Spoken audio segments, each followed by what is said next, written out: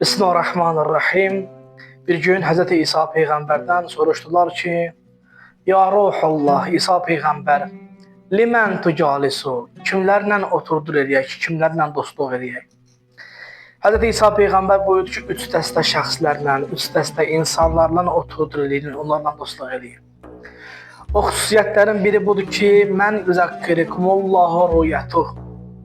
O kəslərlə oturdur eləyin ki, onları görəndə Allah'ı xatırlayasınız.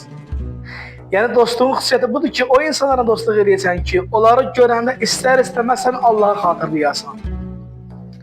İkinci dostluğu, həqiqi dostluğun, yaxşı dostluğun xüsusiyyəti budur ki, onlarla oturdur eləyin, dostluq eləyin. Və yazidu fi məntiqikum ilmuhu. Onların danışdığı sözləri sizin elminizi artırsın. Yəni o kəslərlə oturdur eləyin ki, onları görəndə onların elmi sizin biliyinizi artırsın. Boş-boş elə danışmasın, məntiqsiz elə danışmasın. Və yuragiukum fil axirəti əməluh.